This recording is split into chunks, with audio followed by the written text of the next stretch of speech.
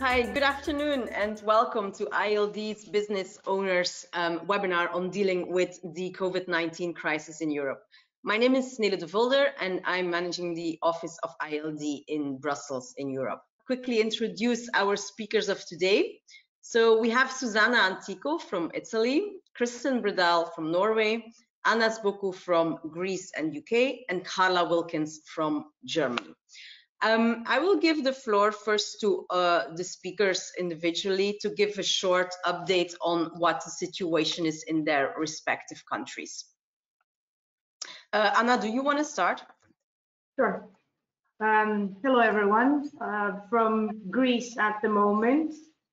So the situation where I'm at is we seem to be kind of quite well in control of the situation. We have gone through a 6-week lockdown, which we're just coming out of starting Monday, very gradually and very slowly.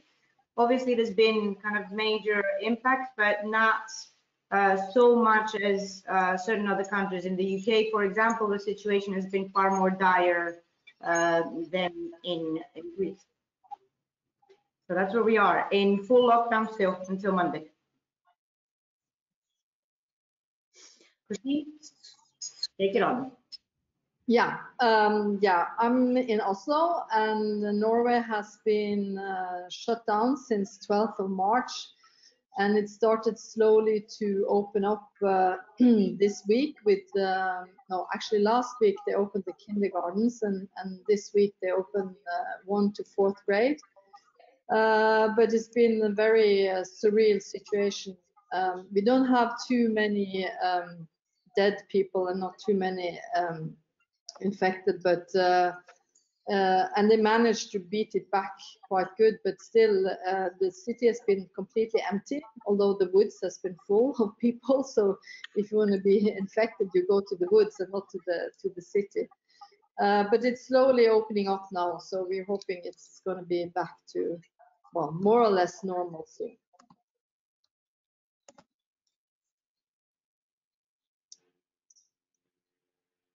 Carla, do you want to? Yeah,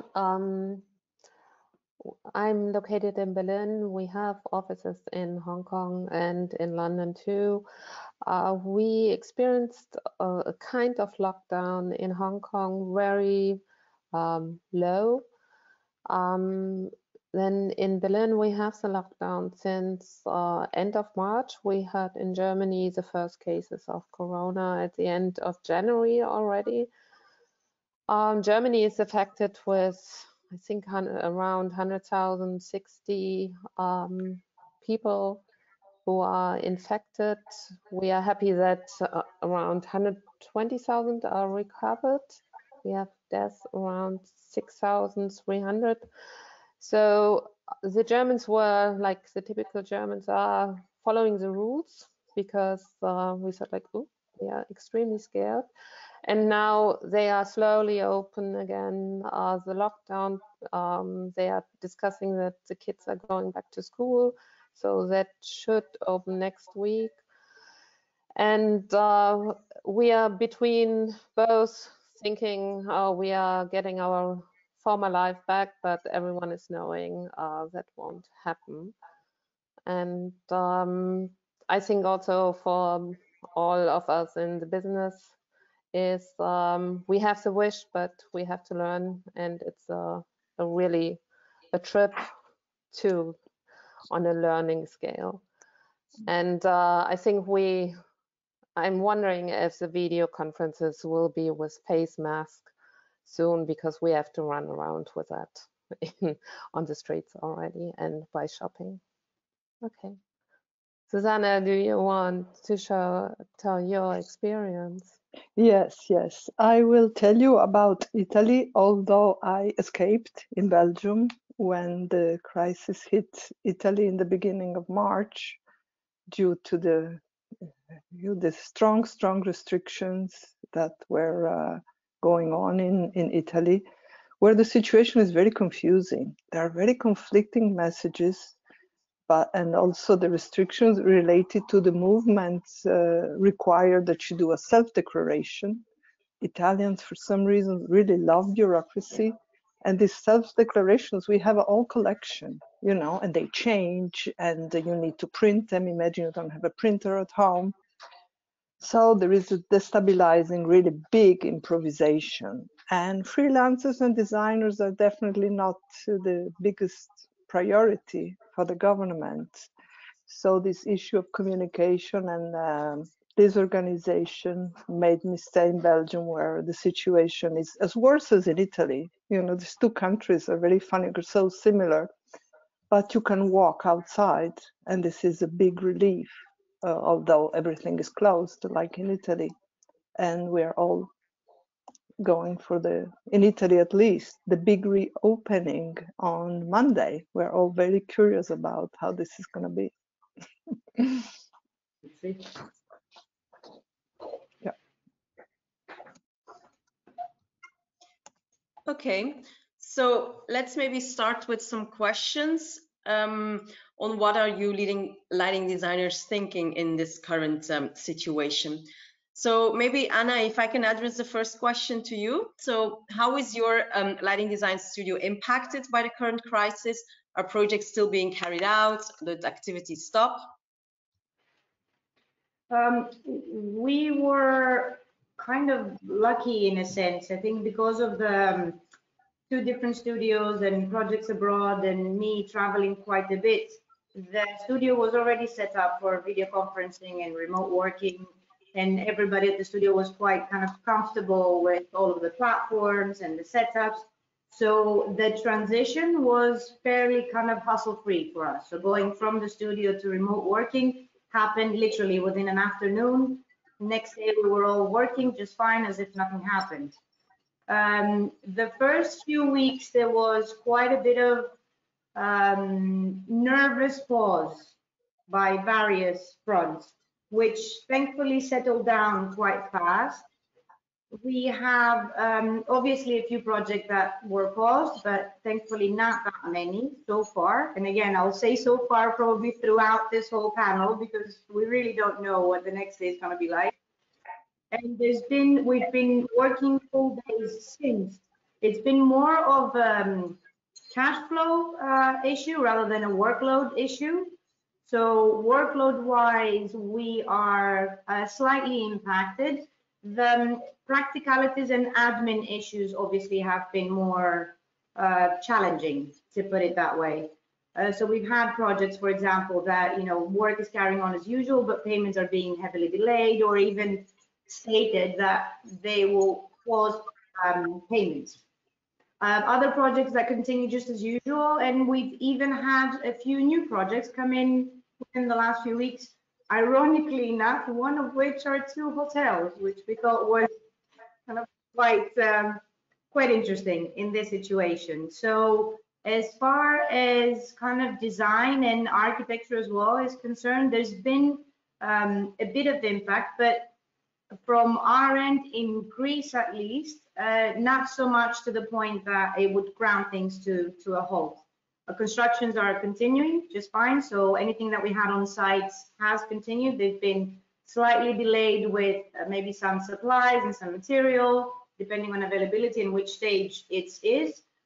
London, on the other hand, has been a bit more hardcore because they were quite delayed, let's say, in implementing certain strategies and figuring out and being clear how are they addressing this project and the problem. So the response has been a little bit more radical in some sense, but they tend, I mean, you know, judging from previous experiences, the recovering kind of time in London tends to be a lot shorter as well. So when things do go back to whatever we're going to call normal at some point, London will probably, and I'm speculating here, jump into that normalcy a lot faster than Greece, for example. So that's kind of from my end. Carla, how's Germany? I'll just pass on to someone else as well, get another view. So for us, it is really a mixture. It's there are some projects stopped, some continued.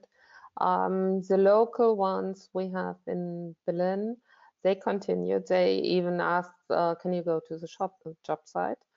Traveling, I was traveling a lot before. That is cut to 0, which is really weird because the business completely changed in your behavior if you're now doing a remote home office and you were traveling a lot before. So that is, from my personal perspective, a big change, and I'm also on the learning curve. The remote working is also something we were trained into because we have these 3 offices and we try to engage people working together, discussing and share knowledge. So we are extremely happy and grateful to our IT department, which I thought were underestimated before. They are, I think, the private heroes in the business. I should worship them more.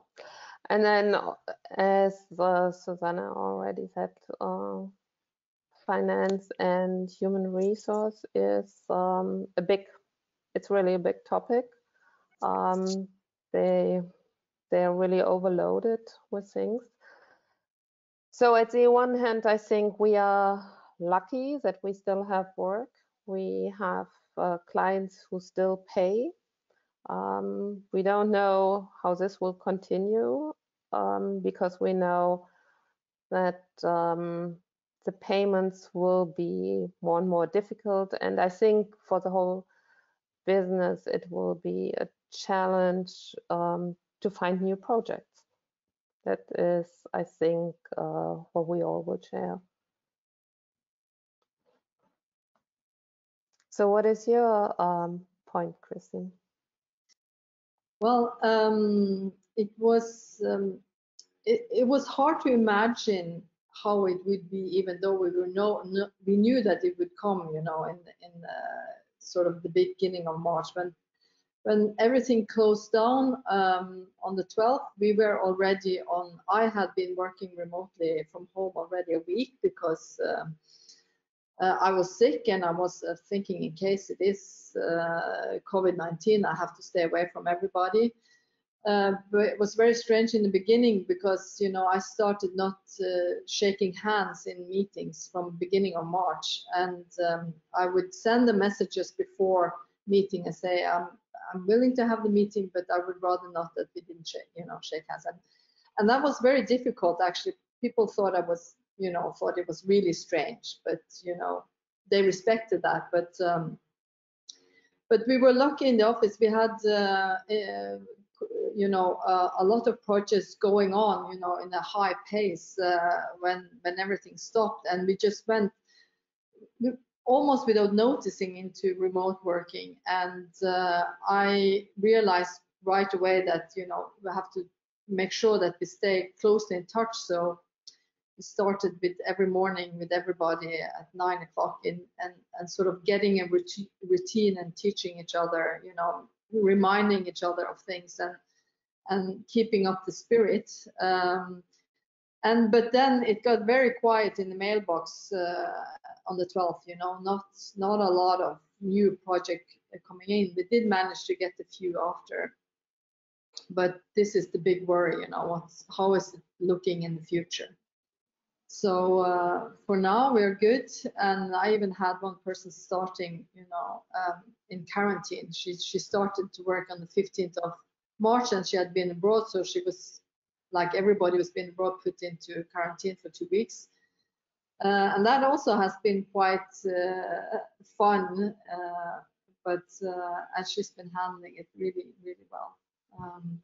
But it's strange. But I personally, you know, I also stopped traveling. You know, I was traveling a lot, you know, all the time on Sunday. I'm just at home, and somehow I stressed down quite a bit, you know, and got very quickly used to working from my home office. And to me, it's been actually, I find it quite good, and I realize that so much more we can do remotely that you don't really have to travel to do. But of course, some things is difficult without going to the site. But yeah, all in all, so far so good. But worried about the future, yes.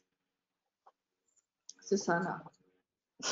Yes, yes, our office is also a really spread out office. So we have been used to use a lot of video conferences, but the fact that the physical presence is impossible makes a lot of difference, because there is a lot of preparation, you need a lot of patience, you need to keep focused, and you have your colleagues, pets, friends, kids. There are all the time interruptions, and this is very tiring and very stressful. We work much more than we used to, accomplishing less. And also there are no common rules in Europe. So it happened to me that a client asked me suddenly, can you explain me exactly why you can't come to the meeting? I said, well, my country doesn't let me out. So this is also very difficult. Europe is really not there in this moment. Also, the communication I was talking about, I mean, Italy is definitely bad in communication, but as far as I've seen, all of Europe is struggling with that, and that we don't have clear rules. And for what the project story, it's very funny because we had an enormous increase of workload. I work mainly for public administration, so there were like 10 days of a quiet disorientation. And then these public administrators at home thought about the future maybe, and we are design. I mean, design is the future. And suddenly projects that were standing for quiet and just forgotten for years got, undusted. And I was dreaming and really thinking, oh, I'm finally going to fix the videos, the pictures, and I'm going to put some order in my computer. And I really started with a lot of enthusiasm. But this explosion, I mean, just in the last 3 weeks, I got 3 contracts. And so I can't believe it. And this is very funny. And this is, by the way, something we might talk again later, that we might finally be a big opportunity, Yes, yes, yes. Yeah, I think everything has been said. Very good. So some of you have already touched upon it, but can you maybe tell us on how you're communicating with staff and clients? I mean, what are the biggest challenges and concerns, both internal and external communication? Anna, do you want to start again? Sure. A funny thing has happened, I think, on the client's end. The phone call has been reintroduced. While before we were, to call somebody, you almost felt a bit, maybe it's a bit too intrusive, or I might as well just put it in an email. And all of a sudden, everybody's picking up the phone, which has made communication so much easier and so much more humane and personal and straightforward. So from a client standpoint, obviously we did the runs, right? To check in with everybody, A, how they are, for starters, on a human level, and B, to start getting an understanding of what, as Susanna is saying, to not get kind of, lambasted all of a sudden, be it with no work or too much work. So communication has been a lot more intensive with all of the clients. As far as staff goes, we're doing the similar thing as Kristen was saying. We have a Skype call every morning at 10 with the entire team, regardless of who's doing what. And it has more to do with checking in with them, because it's, each is in a different situation. Some have a family and have kids, some are living alone, some are kind of living with friends. So different scenarios and different ages and different mindsets, and we kind of wanted to stay in touch and make sure that everybody is actually coping with this, right? Psychology is a very tricky beast, let's say, and in these situations that push you to the extremes, some have been very comfortable with it, some have struggled a little bit. So not so much for the work, although we've been kind of doing like a planning, let's say daily planning.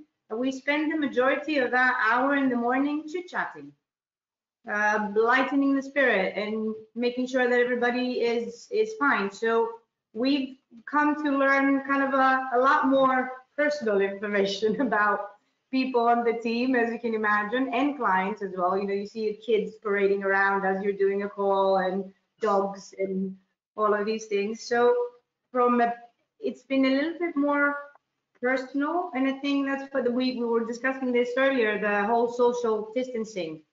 If anything, it's just physical distancing. The social aspect of it has increased immensely.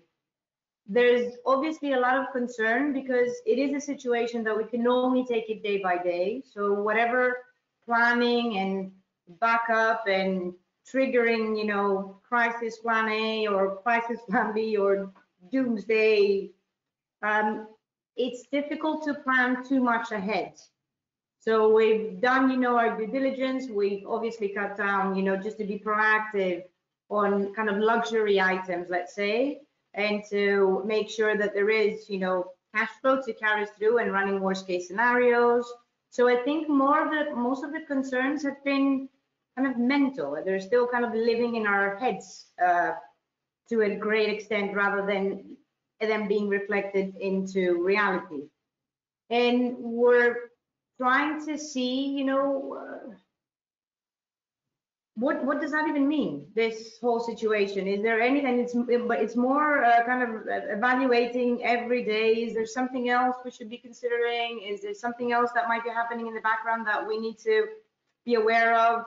How much information do we provide staff? And we've been kind of very consciously very transparent about the whole situation with everybody at the studio, so that they're aware and they can make their own kind of judgment calls for their personal lives and so on. So there's been a lot of closeness, because I think everybody feels we're in this together. Everybody's a bit baffled. Nobody has the magic wand to say, oh, this is going to happen and that's a solution. So it's an open discussion, and we're just keeping the table open. But it has had quite a few benefits. I mean, I have to say, I'm loving the fact that I'm not traveling. I will admit it openly. I hope clients are not listening, but I'm loving the fact that I'm not traveling. Stayed put, managed to stay put for more than 1 month. I've never managed to do that in the last few years, so it's all good there. Susanna, what do you think? Yeah, this fact of not traveling is really amazing for all of us, that you wonder, how did you do it? How did you do it? It's yes, I don't have much to add about the communication, but it's really interesting how long the emails have become and how long the views have become, because after indeed agreeing on what is happening, then the reviews have to be very specific, because they're so time consuming that you need to be very careful that you know, you don't do the same process again the day after. And we happen to use regular mail to send pieces, you know, go to the post office and send stuff, because that still works, which is interesting. And something, so about the communication, and I don't have much, many so interesting thing. It's true that clients don't like very much to do Skype calls and to do, or Teams, or they prefer emails or a phone call, like you say. It's more for people that are in the same field, so the teamwork and the engineers or whoever you are working with on a project, that they will be more keen of communicating with these systems. But what's something interesting that is happening to me is, while I was very lost in the beginning, now I don't have big concerns. I think that we have to be patient. We have to be very patient. So we are thinking. And as soon as there is this threat, we become very creative. I'm actually very satisfied to have discovered that working in such difficult conditions, it's possible. you know, we know it in theory, but now we see it in practice, and there is this wonderful sharing, this generosity that is really nice. Also with our associations, Lightning Designer Association, with all these webinars, with all this possibility of enlarging the community, and this is a really nice thing, because in the beginning I was very nervous, because like all of us, I used to jump from one flight to the other. Now I can't, but things are moving, and yes, it's a very interesting actually issue of not being so concerned. I was much more concerned 3-4 weeks ago. Now I'm not. Reached acceptance in the grieving scale. Exactly. Yes. So who else wants to pick up on that?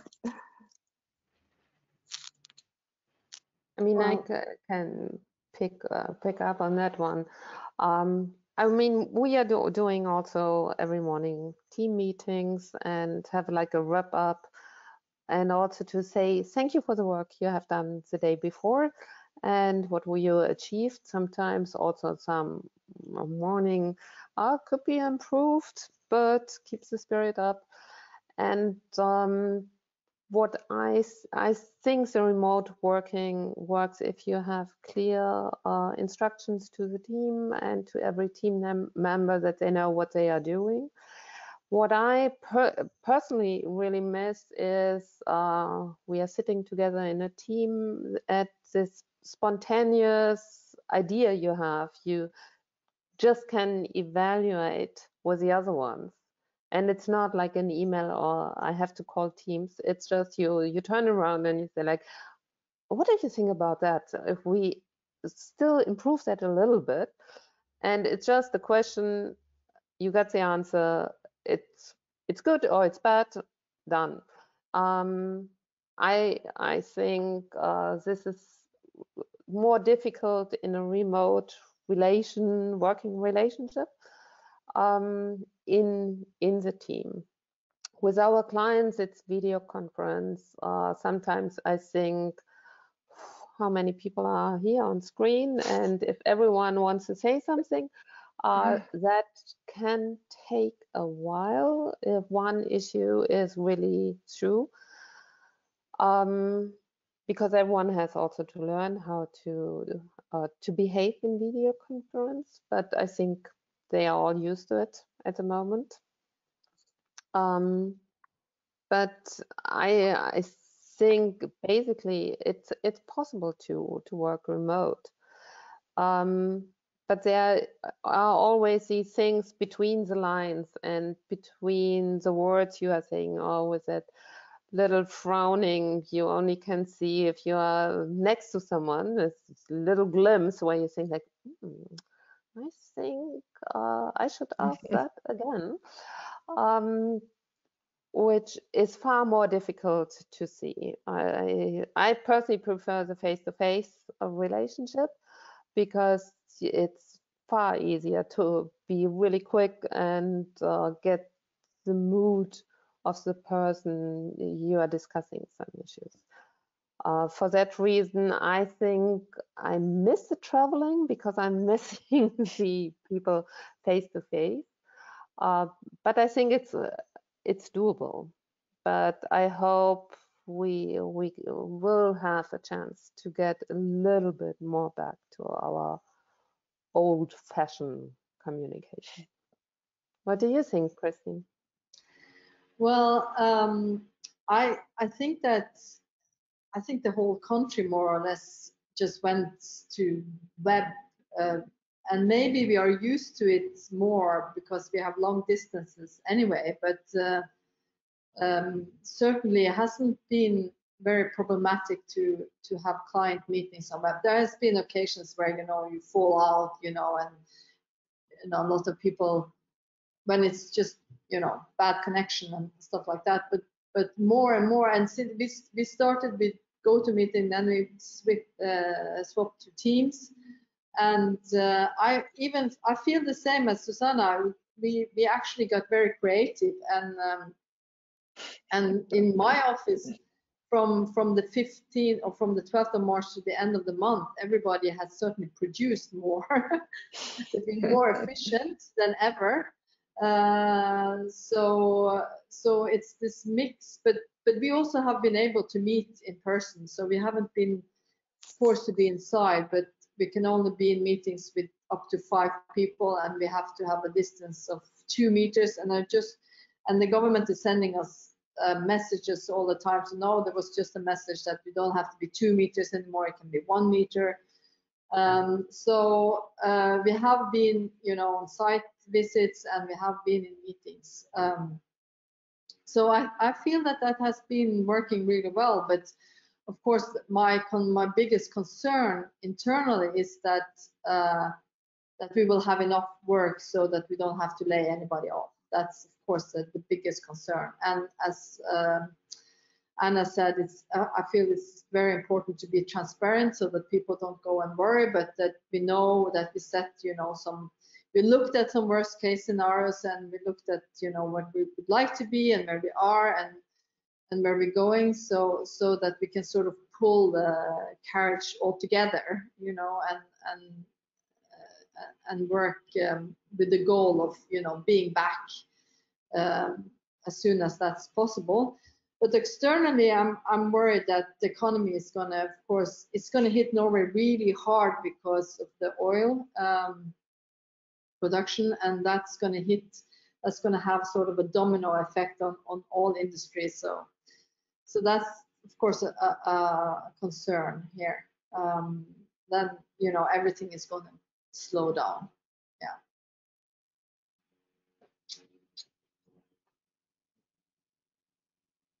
Okay, so on to the next question. I mean, we covered most of it already. I think how did work and working methods change, and how do you contemplate the changes in your office policy, especially around remote work? How do you manage your HR? Is there anyone who wants to add something to that still? Because I think we covered quite some in the previous question. The only thing I would like to add, and that might help Carla as well, we have an kind of open channel, an open chat with the whole studio, and it runs throughout the day. So anybody that wants to, as Carla is saying, just as you would turn around and pop the question to someone, right? Oh, hey, what about this? Or I'm looking for so-and-so.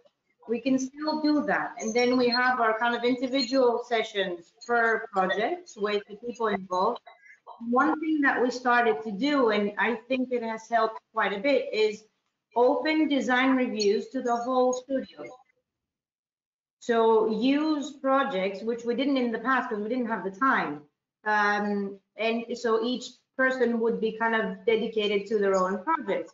We opened the review to the whole team, and incredibly so, people get very creative when they're commenting on other people's work, right? Because you don't have the responsibility, so you really let your minds kind of run with all the crazy ideas, and you notice things because you haven't been staring at it for hours on end. So that kind of little task, let's say, which we do once a week roughly, I think has helped a lot. And it's not the same. Face-to-face is always face-to-face, sitting around a table and scribbling on drawings, but we found various tools that we can, snip it and mark, and then we swap sharing screens. Once you get used to it, it's not the same, but it could come fairly close, let's say. I also have, oh, sorry. I also wanted to comment on that one. I mean, to ask that quick questions, do you have a similar situation, and do you have looking for this, can you help out? That was also common before, and we exercise that. But what I meant is really the little the weird idea which comes up if you see something, and this I think it's more the little weird idea I'm missing than the productive, very focused and solution orientated way. It's part, I mean, this is one of the process, the inspiration and how it's driven by weird discussions. And then you that I never thought about that. Wow, that's interesting. Maybe I can use that idea for something else. So, and I think that is quite. Oh, I don't have the possibility to exercise that. How you can bring that in a remote world. We tried it. It was in one project that had something like FaceTime the whole time on, and we said like, hey guys, I can't focus only on you. You don't pay enough fee on that one. So I think that is for me as I said, the little weird inspiration. How can you exercise and how can you give a platform for that only, and that it doesn't have to be productive. That is. But Susanna, you wanted to mention something too. Yes, I wanted to say that it's so interesting that I also miss the space, the office, because the working from home, it's a totally different experience. And I've never liked it. I had 3 little children, and so for me, it was really necessary to go to work, but in general. And the space, I find it very calming and very inspiring with the people in it. So I think that's thinking again about the crisis. Of course, I didn't mention it. The economy is going to shrink. But we have learned something this time, that there are so many opportunities of maybe working more efficiently. But I'm wondering, do I need an office? Do I need all that paper? Do I need all that archive? And right now, I don't need anything. I don't even have enough clothes, actually, because I didn't plan to stay here so long, and the stores are closed. But the calming, I get into the office in the morning and I relax. And this is something I think quite interesting. I don't know if it's age related, because young people have a different approach probably, and a different idea. But I like to concentrate on work and leave all the other thoughts. And an office space allows me to do that. So that's, I think, also interesting in the future. If we only go digital and we don't come out of our spaces, you know, this is going to impact the quality of our life definitely very strongly. So I'm pro office still. Well, I do think that one thing that we all discovered during this crisis is that it is possible to work a lot more remotely than we thought it would be. So that will change working quite a bit, I think. So we already started to discuss in our office if we should, you know, when things normalize, just should we maybe change completely, have a smaller space where we come in and out, and you know, because for me, I have an office at home that is, you know, a big space, and for me it's perfect because I can concentrate. But of course, you know, you miss the social. You need the social life with your colleagues. But I can also see that working remotely is, you know, definitely something that's gonna happen everywhere in the whole world. And, you know, in a sense, it's good when you think about, you know, the way that the world needs to move on with the climate crisis and everything, that we don't have to travel quite as much as we used to. Okay, very good. So the next question is, how do you see the impact on your supply chain? Anna, do you want to start again? Sure.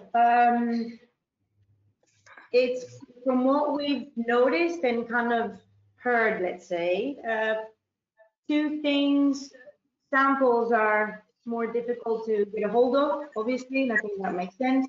And some sites have been mildly affected by kind of deliveries, let's say. Maybe there were slight delays, but nothing too dramatic. And the majority of the factories that actually had to properly shut down are now starting to reopen, even in Italy as well. For example, we're starting to receive all of the emails that they're, you know, from Monday they will be back in full operation and so on and so forth.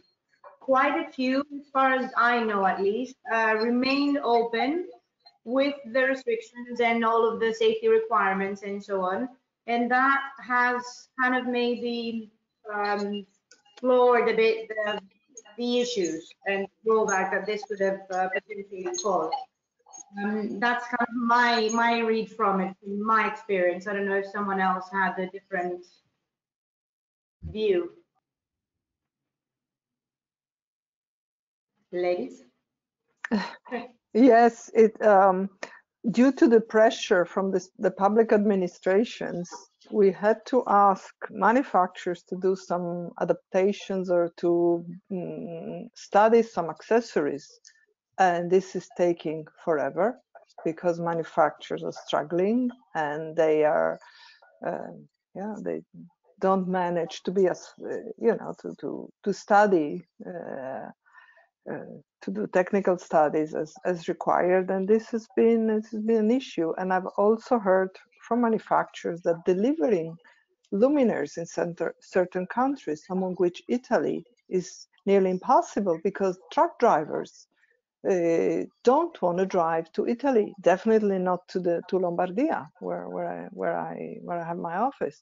No way, because of these weird rules. So the luminaires are ready, but they don't reach the country because of this situation being so unclear concerning health and how to protect yourself. Yeah. Well, there is delays, but nothing that we noticed very much so far. I mean, but it might come later. I don't know. But I'm sure projects will be delayed with delivering, you know, being back in the same pace as before. But so far we haven't noticed much. Carla. Yeah, we have minor delays. We have the same experience like Susanna. Samples is really a topic. They are promised, but I think the delivery is then sometimes more than a challenge. We still get the support of the industry. We see a stronger impact that the light and building was not happening, that everyone was prepared to have the big firework and to show their news. And now everyone wants to get you into their webinars, and you think like, now I can do light and building for 1 month, which would be just a running through. And I think that in the supply chain, I think that we missed that fair, which is really important for the industry, and that this was postponed and nobody knows if it will really happen. That will have an impact.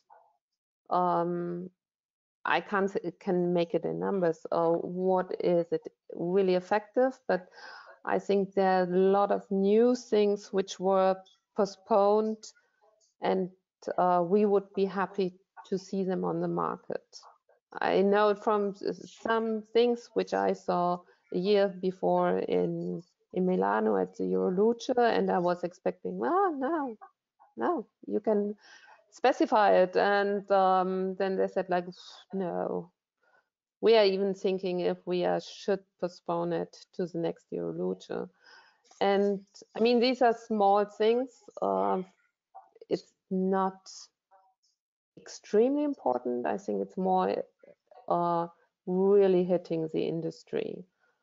And this lack of information we have, and how do we get it, and what is our interest to go to that fair, and what is the importance, and that is might be a really big question, what is the importance of the light and building now, where we experience what happens if there is none, will, I think, really drives the industry and will question mark our behavior to fairs. Okay.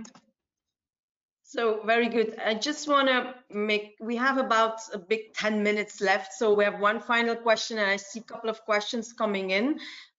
So maybe very briefly, and I think that actually covers one of the questions that I received. How do you foresee the after COVID-19 situation? Again, Anna, I'll start with you to. It's like looking into the glass ball, right? A little bit. We don't know. Things I can predict or assume, in a sense, is I think it will have quite an impact on international projects. I think most of us were quite used to and quite happy to the open borders of our profession, right? We were jumping along countries and doing projects in the other side of the world, in India and Mexico and what have you. I think that will become, clients will be a bit more timid to employ an international lighting designer because of the traveling restrictions. And we've already seen that kind of concern and the little drawback. And I think that might, some clients might decide to be a bit more prudent and stay more local than before, because there's also hints of whether there's going to be a round 2 of spikes, for example, or quarantines. It's quite on the unknown. I think we will adapt. There will be quite at least a year or a year and a half or of an intermediate reality or normal, right? The normal as we knew it, and to some extent I'm almost hoping we don't go back to it, because it had a lot of craziness and a lot of excess, which this situation might help us rectify in the new reality, and that's kind of my personal hope. There's a new, I think we're going to have to find a new balance and a new normal. How restrictive or anxiety driven that will be, it depends partly on kind of each and every one of us, I guess, and partly on what really the reality of the situation is. Can we all go out and function just as usual, and all we need to do for a few more months is wear masks and wear gloves? That's one scenario, and that would probably free up both the market and the industry, the economy, and so on. I think that's the target for the majority of the governments. But if for whatever reason that doesn't happen, we need to be flexible, we need to be kind of responsive and attentive, and be able to adapt as things come along. So I think it would be probably a breath of fresh air that for the next quite a few months, nobody will be able to make grand statements, right? Which maybe will make, will give us, you know, the opportunity for a mentality that's a bit more open. And I'm very much looking forward to see what that means. It's my little happy hour. There you go. Christine?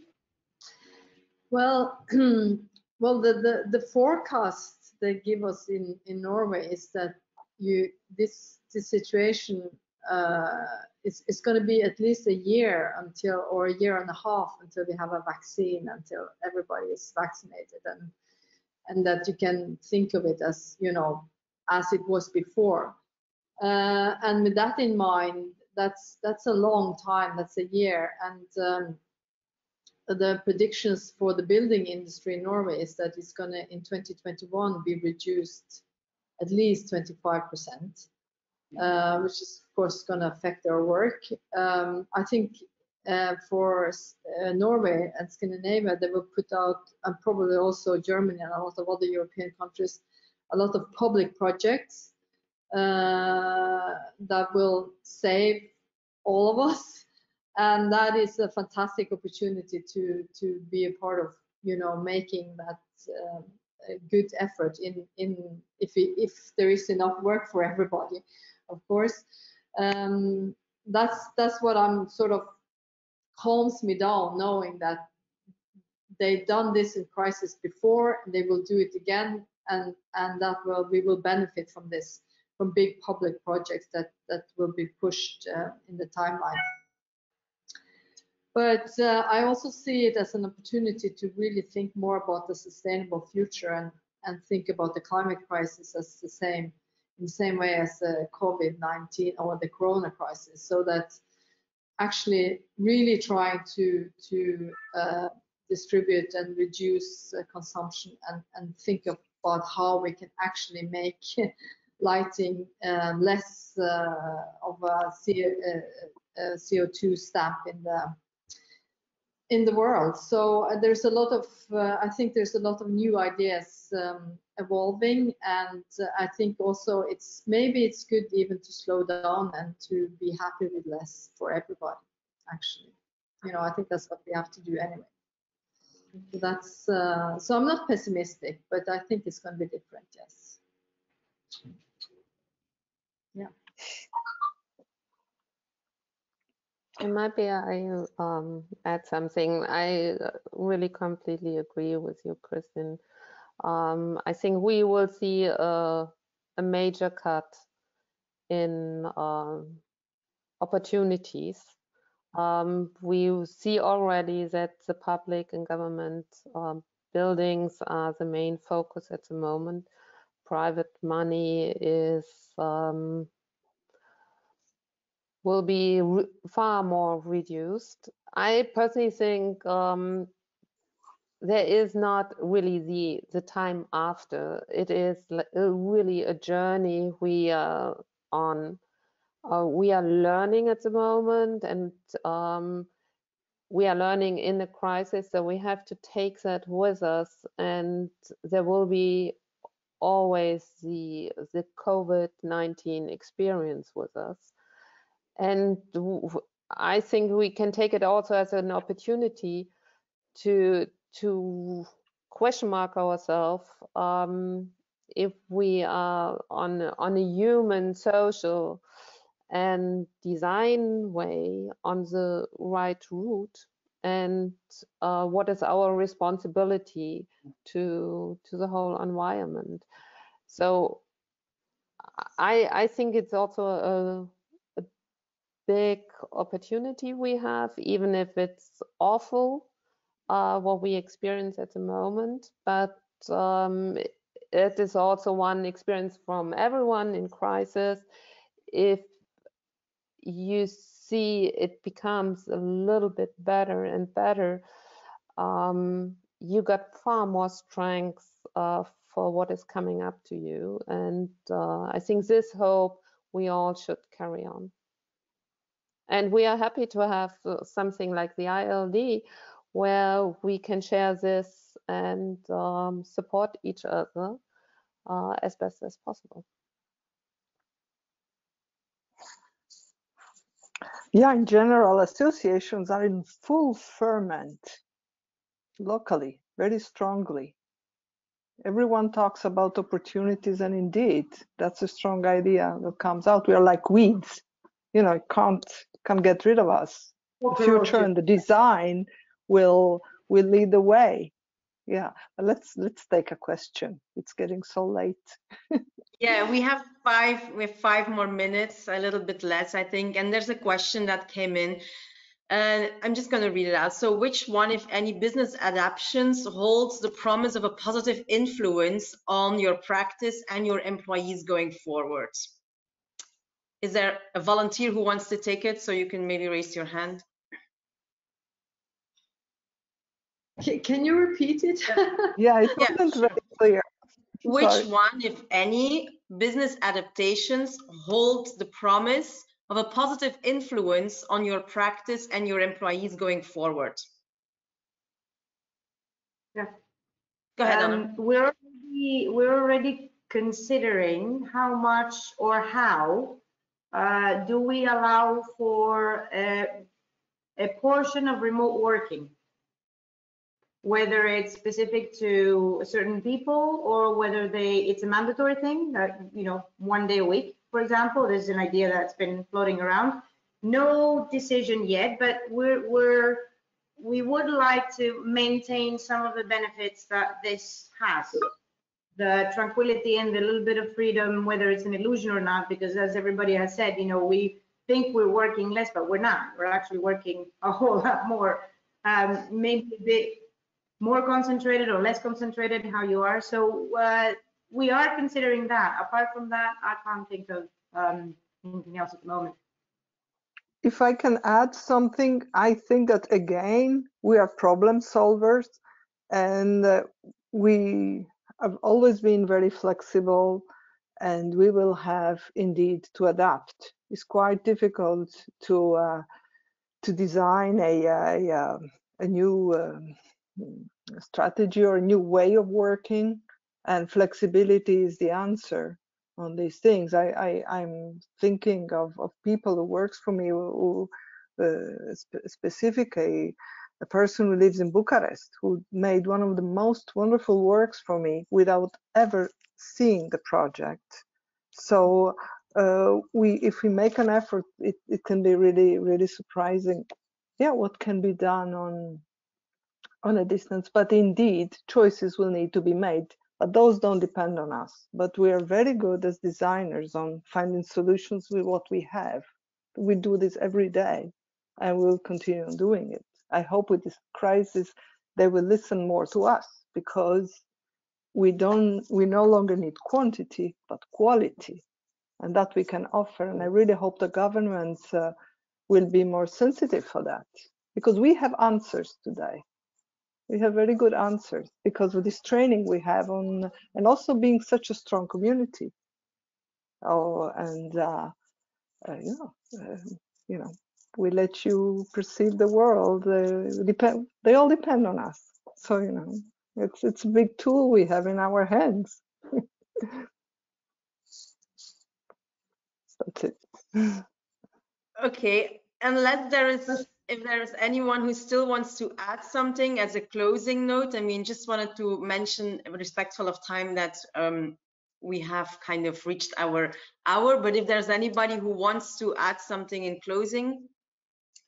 The only thing I would want to say, because freelancers, I think, have been hit more than studios or companies. I know this is kind of meant to be the business owners forum, but they still form a large part of the lighting community, freelancers. I think it might be worth considering collaboration, open platforms. Somehow we need to take care of those people a little bit more in this situation. And I'm just kind of generally putting it out there, right? Whether it's collaborating with freelancers as external collaborations on a project basis, whether freelancers amongst them, whether the IALD can generate a platform of information of people that tend to be kind of available for this, that would be beneficial for both the freelancers and I think potentially for the studios and the companies as well. Having been one in my life, I'm a bit kind of sensitive. Thank you, Anna. I think that, sorry, go ahead, Carla. No, I only wanted to say I think it's a great idea. I think we are, before we are in established offices, the biggest challenge is really for the small, the solo lighting designer companies. I think they really have to struggle at the moment, and I think it's a wonderful idea to establish such a platform. And I think it makes sense not only if we have COVID-19, it makes sense also if we would have like we beam us back a half year ago, it would be a great idea. So I mean, that is a good foresee of the after in COVID-19 that might be we see our opportunities.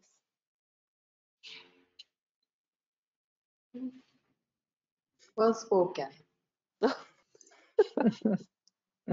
Thanks to the panel, very good inspiration. No weird idea. Yes. Very good. Thank you very much, everyone. I mean, thank you also to the attendees. We were over 50 people, so I think for this first one, that's really good. Thanks for your commitment of the panelists, taking the time for another video conference. There's a couple more probably for most of us during the rest of the day. So again, we very much appreciate it, and we keep everyone informed about the upcoming webinars, and we'll definitely share as much resources as possible as an organization. And if there's anything, you can obviously always reach out to the IALD Europe office in Brussels and to your peers, as you have probably seen today. Thanks a lot, everyone. Thank you, Nele. Cheers. Bye-bye. Bye-bye.